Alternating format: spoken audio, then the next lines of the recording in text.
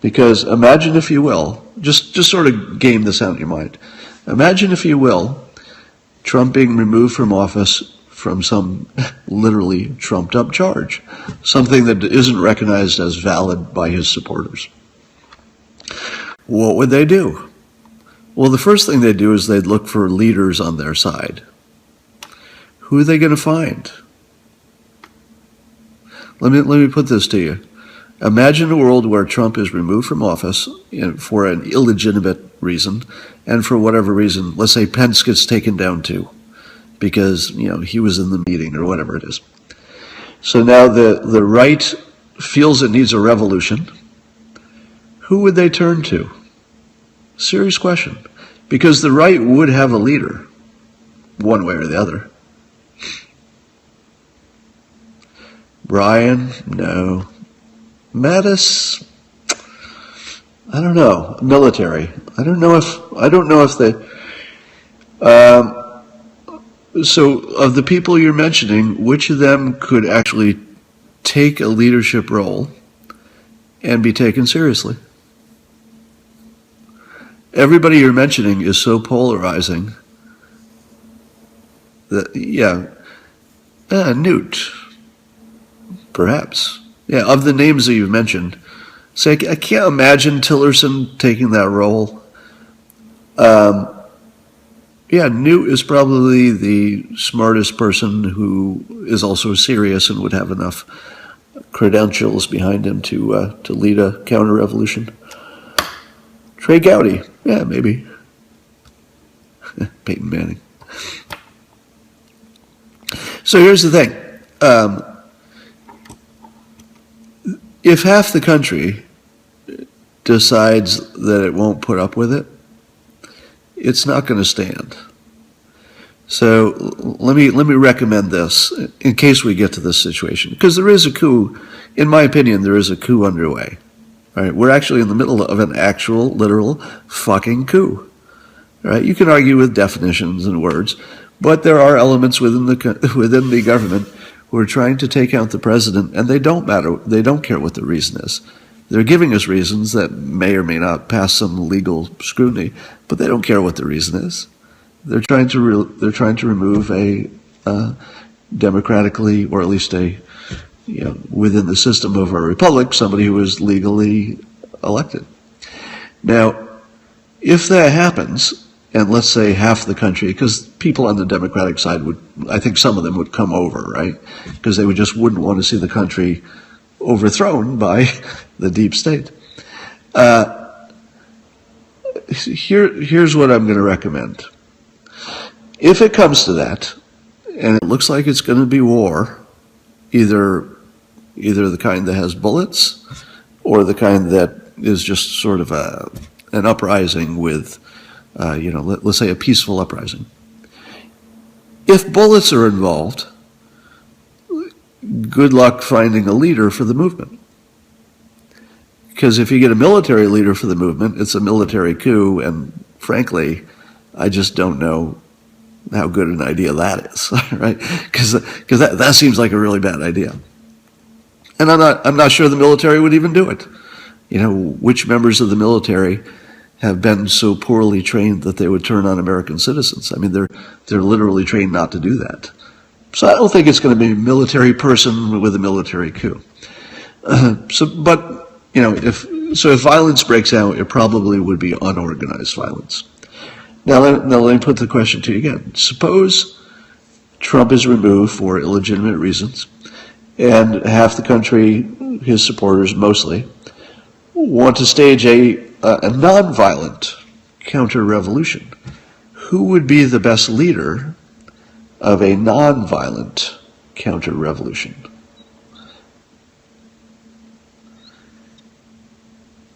Rand Paul. Me. Milo. Peter Thiel. Well, here's the thing.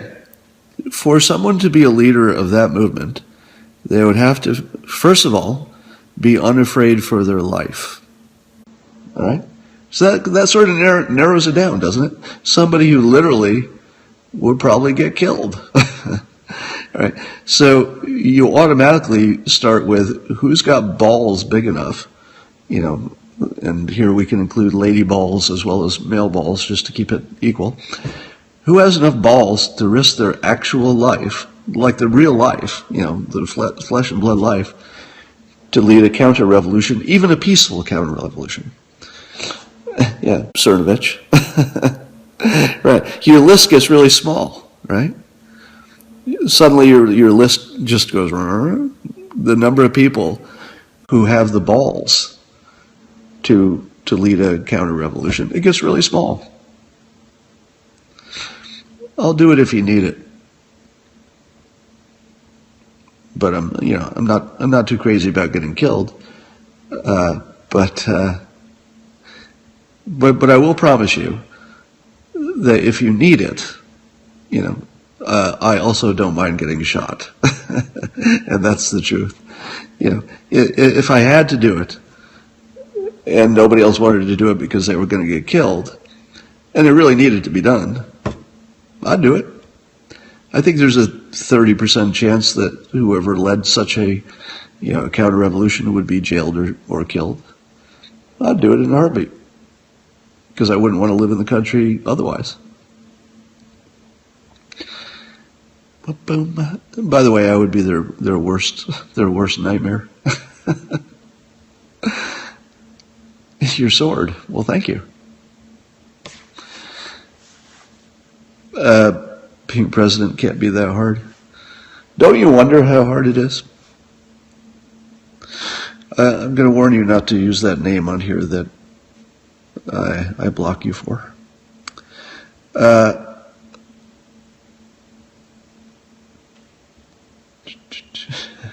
Yeah, it would probably be that PD Mangan guy, not me. He'd probably do a better job.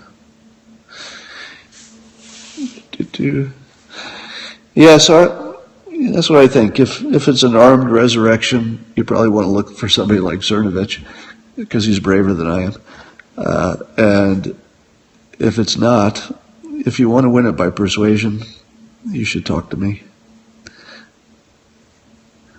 Thank you. For those of you who haven't seen my writing tips on YouTube, you should Google my name on YouTube and you'll see my little tutorial on writing. How many of you saw that, by the way? I'm kind of interested in how much cross-pollination there is. How many on here now saw my... I think mostly the people who saw it are going to answer that question, so it's hard to tell. Hard to tell if that's representative. Oh, good. Well, a lot of you watched it. Thank you. Thank you for watching it. I'll have to go back and see how much traffic it got. I haven't looked at it recently.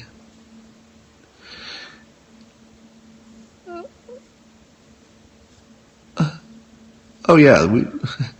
But believe me, if there's a counter-revolution, we would win. There's not even any question about that. It just would be ugly.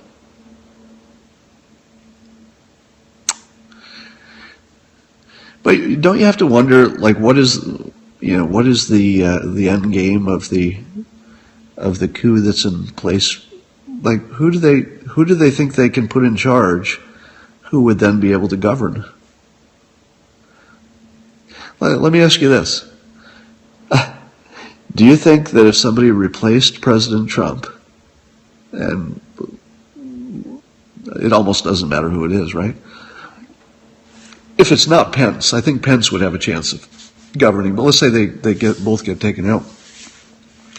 Do you think that whoever replaced that person would have any chance of governing this country? Because all the Trump supporters would just throw down. I mean, that would just be over.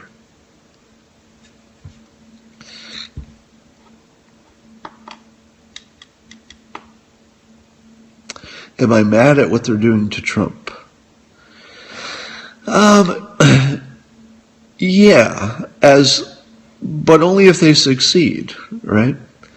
If your critics, it's too early to know if they'll succeed.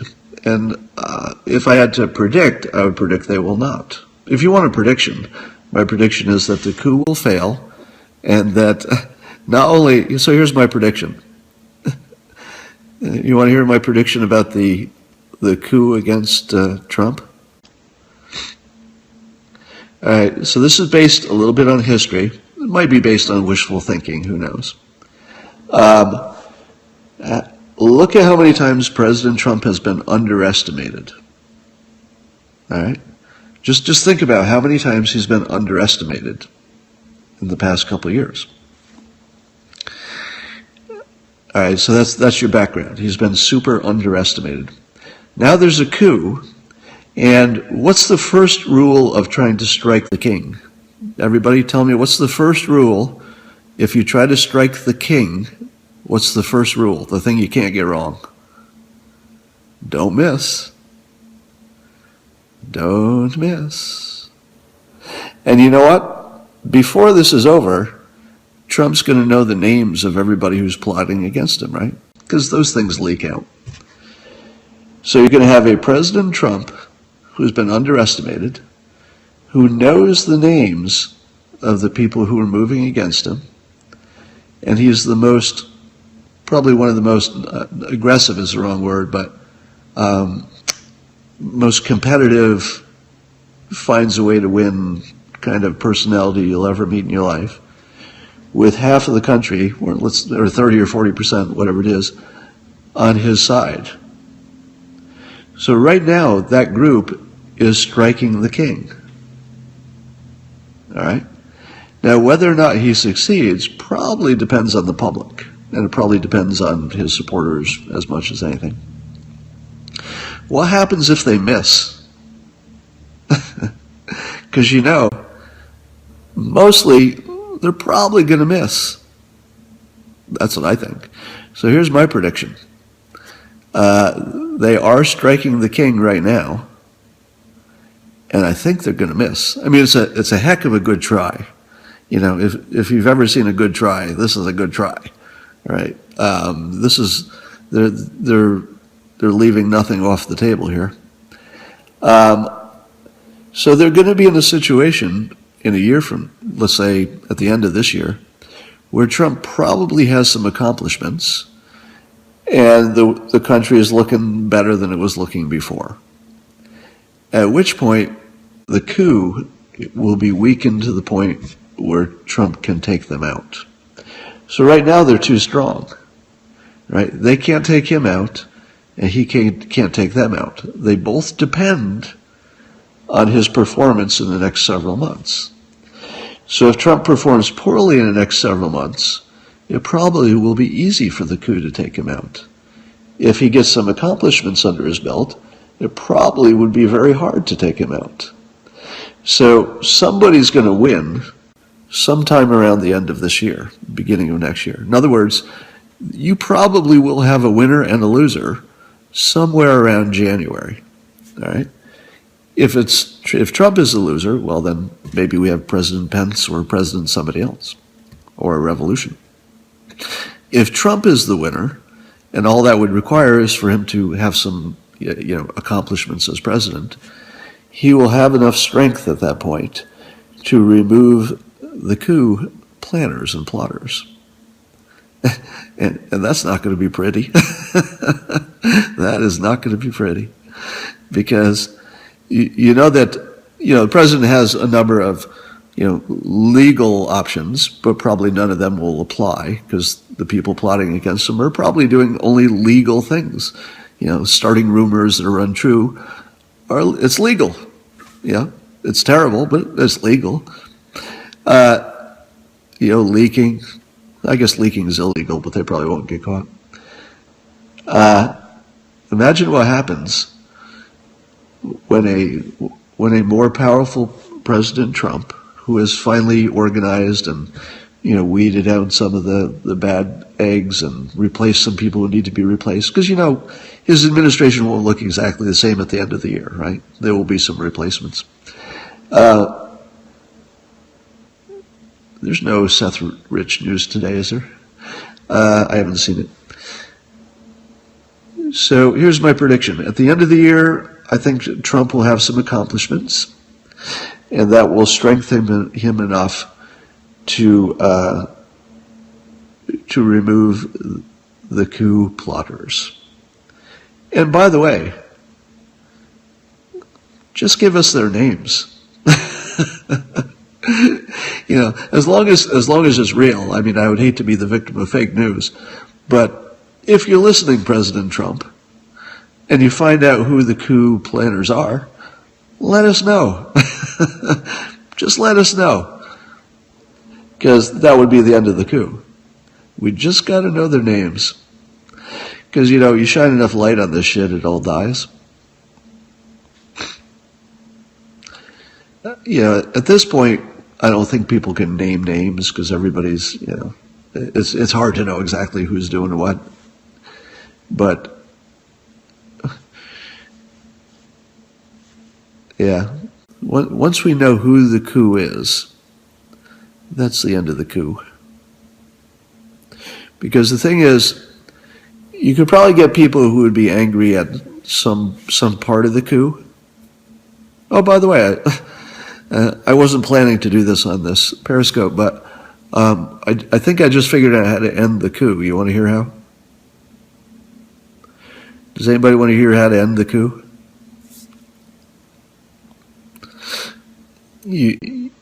What you do is you package them.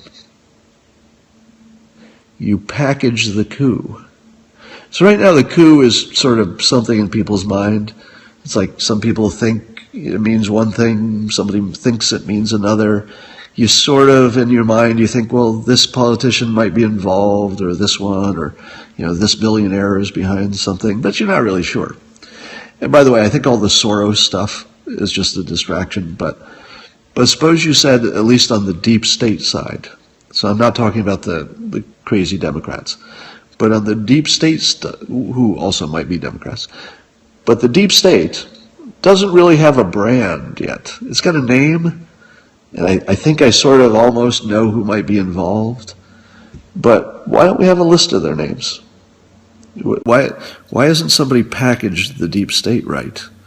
You know, I want to see 10 names, you know, just picking a number. I want to see 10 names of the people who the people in the know are fairly sure are deep state, the people who are behind the coup. Let's have their names. Let's brand them together, put them on the same list, and make sure that as a group, they can never succeed again.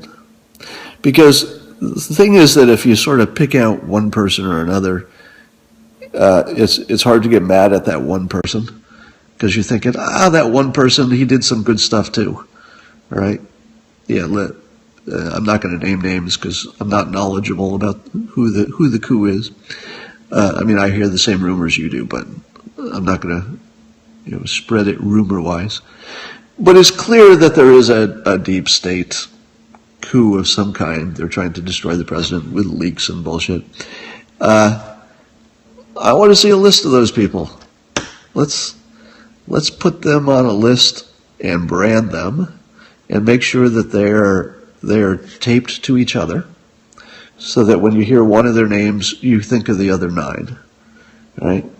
So I don't know how many there are. It could, and maybe you further brand it. Yeah, maybe it's the Dirty Dozen. Maybe it's the Deep State 9. Maybe it's the Deep State 10. You need to brand that shit. See, I've said before that we have moved from a republic where we would just send our smart people off to Washington and they make decisions on our behalf, to something closer to a direct democracy through social media, meaning that the government doesn't really have, this is an important point. This is a really important point. All right, pay attention to this point. In our current system, social media has a lot of power. If social media, meaning the people, understand the topic, they will always get their way, meaning the majority will always get their way in any topic that they understand. You won't find any exception to that. The trick is to get them to understand, because that's always hard. Like, who understands climate change, who understands ISIS, and who understands trade deals? We don't really understand that stuff. But you know what we would understand? A coup with a name, the deep state, with 9 or 10 people's real names. We would understand that. It's like these people are behind the leaks and they're trying to take down your government. We would totally understand that. So if the deep state if you want to defeat it, you got to brand them, you got to make it easy to understand, and you got to repeat. And you got to make sure that those individuals, regardless of what they're doing in terms of the coup, you have to make sure that those individuals can never thrive individually or as a group again. How do you find out who they are? How do you not? How do you not find out who they are? Because you know all the leaks that are working against President Trump are part of the same ecosystem of leaks that are guaranteed to out the leakers. And by the way, I'm not going to name names, but if you read the internet, you can find pretty good reporting on who they are. I won't name names here. To out the journalists. Yeah, the journalists are clearly part of it. What you don't want to do, and this would be a mistake, it would be real easy to create this gigantic chart that had lines and this person's attached to this one, and that would be really useful as like a reference, but it would be useless for persuasion because it would be too complicated. What you need is the smallest, shortest, punchiest definition of what the Deep State Nine is. I keep saying nine because there was a TV show called Deep Space Nine, so it's making me think of that. Actually, that would be an awesome reason to make it 9 people. Yeah, just make it 9 because our brains are already. You can see in that example, our brains are already tuned to 9. Didn't it feel like? Admit it. Didn't it feel like 9 was the right number? Do you feel that? Just feel it like irrationally. Yeah, 9 felt like the right number. I couldn't stop freaking saying 9. Right, Deep State 9. So you brand them, and you make sure that the country knows who is trying to overthrow the country. Now here I'm assuming that the information on who those 9 people is would be good enough that you're not destroying innocent people, but I do think we could get to the point where we're pretty sure we know which 9 it are. The only thing in the long run, the only thing that will be in question is whether the 9 is enough people, because 9 is probably the top 9, but yeah, the Deep State 9. I'll bet you'll see a list of the Deep State 9 by the end of the week, because that's how this works. Yeah, there might be 900, but that's too complicated. Table of 8. Yeah, table for 8. Deep throat 9. The back 9. The back 9. That's pretty funny. I'm sure you'll see that list very soon. The Deep State dozen? Deep State dozen works. If 9 didn't exist, Deep State dozen would be pretty good. The Traitorous 10. So here's why the Traitorous 10 is almost a good idea. It doesn't come off the tongue well. Traitorous 10. It's not fun to say. So it doesn't work on that level.